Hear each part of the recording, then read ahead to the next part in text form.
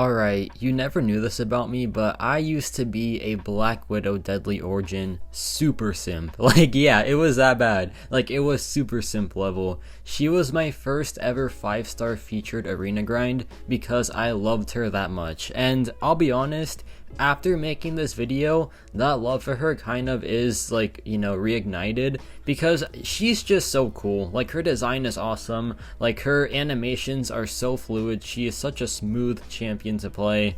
And that aside though, I am gonna be like as unbiased as possible in this video because like this is an important one, right? Because in this video I am determining if she is Titan Crystal worthy or not.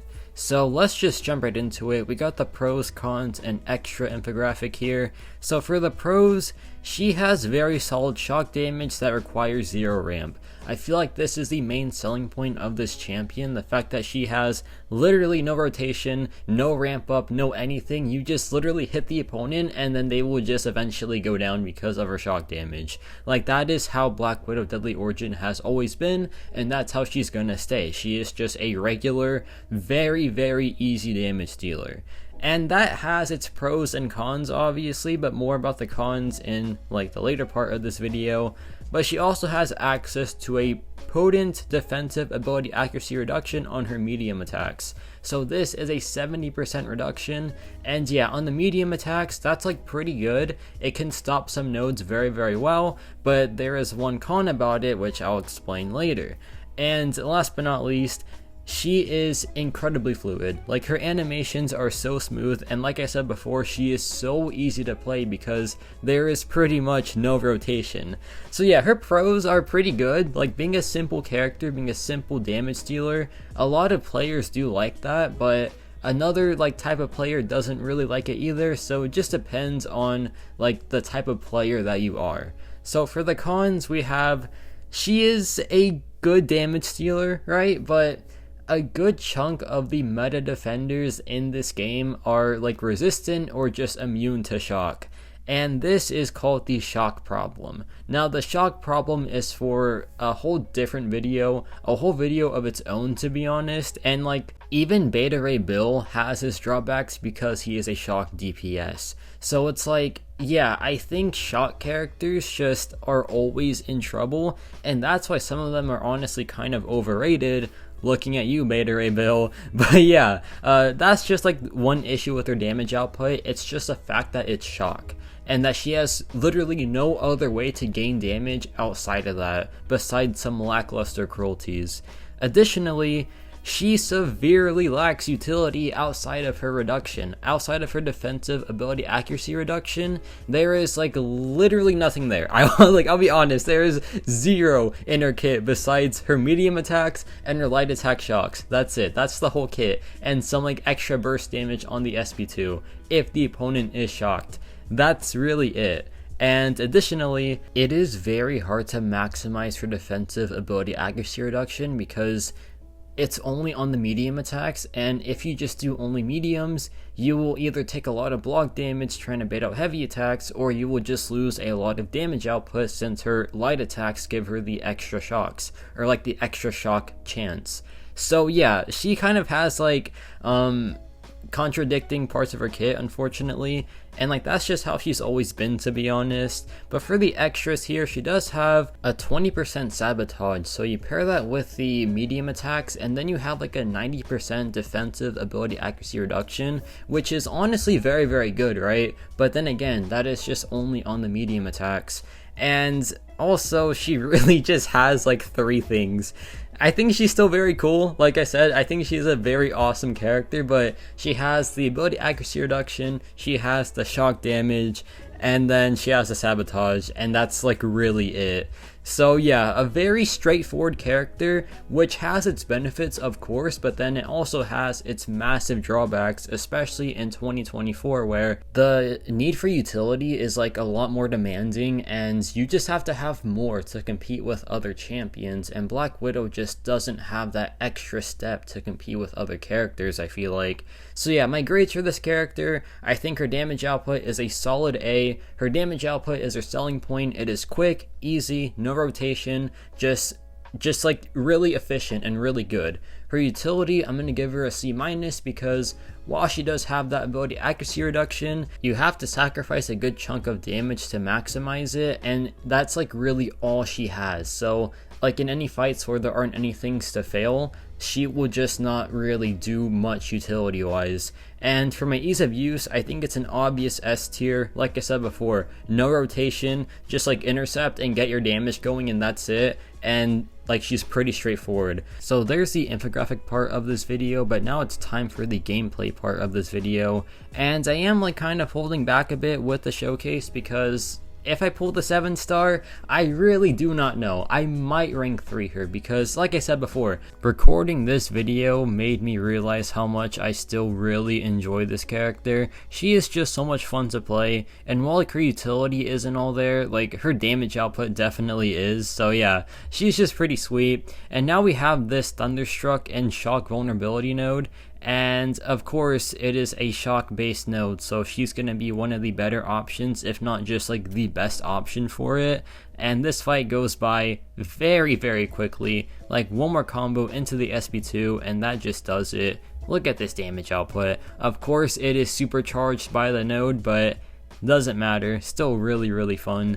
But now we have this Luke Cage fight, and this is on, you guessed it, shock vulnerability, and like this node where if you have a shock on them, then they will not auto block or evade. So yeah, she just counters the node very well here. And yeah, these are like one of the few scenarios where shock is like really good to have, because usually having shock is a bit of a hindrance. Like I said before, it's kind of called the shock problem, where like being a shock damage dealer just kind of holds you back a bit. But yeah, here we drop the SP2 and the damage output is just silly, man. That was like a 20-second fight. So her with the shock vulnerability node is of course like insanely busted. But now we have this ionized armor node, and this is one of the best showcases for Black Widow Deadly Origin's defensive ability accuracy reduction, because whenever he finishes a special attack, he gains an armor up buff. And while he has this buff active, he will inflict bleed whenever we hit him, right?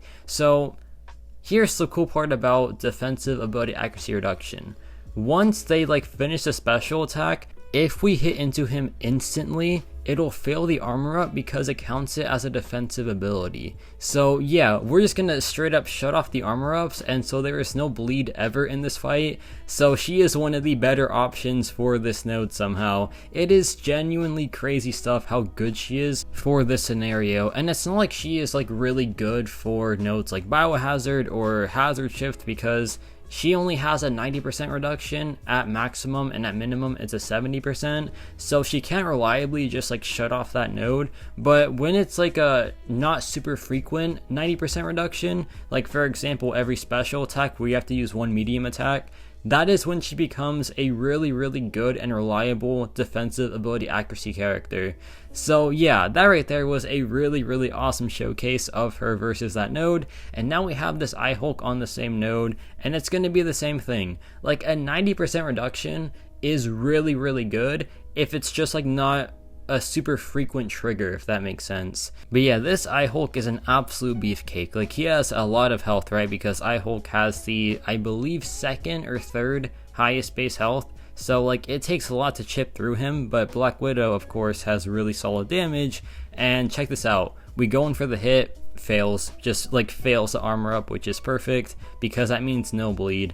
And if there was ever a chance, like if there was ever a scenario where the armor up does trigger, we could technically do like only medium, so like the bleed hardly ever triggers. However, like I said before, that does gimp her damage output significantly. So yeah, it's probably for the best that she just doesn't even trigger the armor up in the first place, which she is doing just fine in this fight. So here we drop the SP2, and this matchup is gonna be over because yeah, that damage output is absolutely nasty. And there we go, Immortality didn't even trigger because he didn't have enough gamma charges.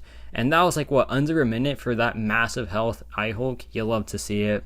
But now we have like a quick little showcase of just like one thing that she does, I guess, because like I said, she has the ability accuracy reduction, she has the shocks, and that's really it, unfortunately. But like one thing that is like, I guess noticeable is the fact that she really is just a DOT character, so she can bypass nodes like Safeguard and Rage pretty easily. So whenever those like come back in Battlegrounds, for example, she might be a pretty good attacker, but then again, she might not be a good attacker because shock characters in Battlegrounds kind of in a rough spot given how like meta defenders are insanely energy resistant or just like straight up shock immune. But yeah, he is melting in this fight, man. Like, the damage output is so dang good. And of course, like, this node is pretty much a nothing node for her since she hardly ever hits the damage cap. She only does it like on the SP2 if it crits, but then again, like, she still is just 90% shock damage, I want to say.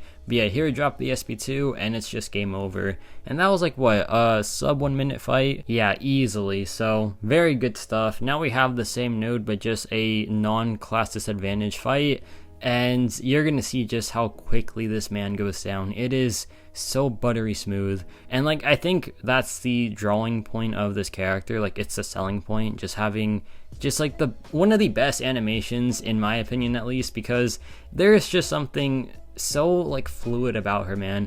It's so hard to explain like with commentary. You just gotta try for yourself, man. Like, it is a really nice time playing this champion. But yeah, here drop the SP2. Of course the SP2 shock hits are gimped because of the rage node, but like the shock debuffs are still doing very solid damage.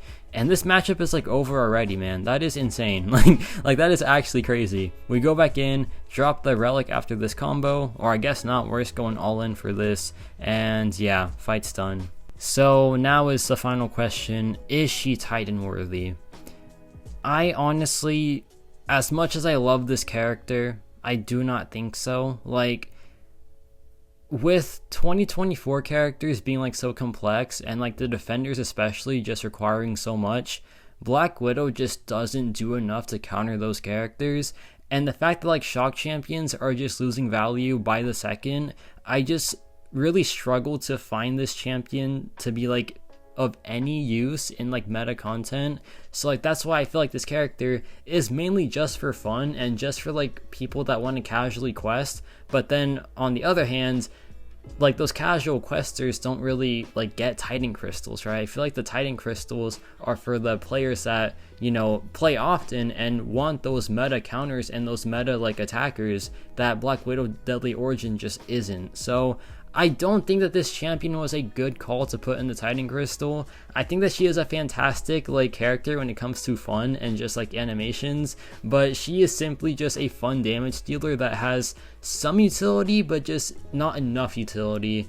So yeah, I think they could have done better with like the Titan Crystal edition. I love this champion so much still, so like if I pull her, I'll be happy, but that might just be me, to be honest. So let me know your thoughts on Black Widow Deadly Origin.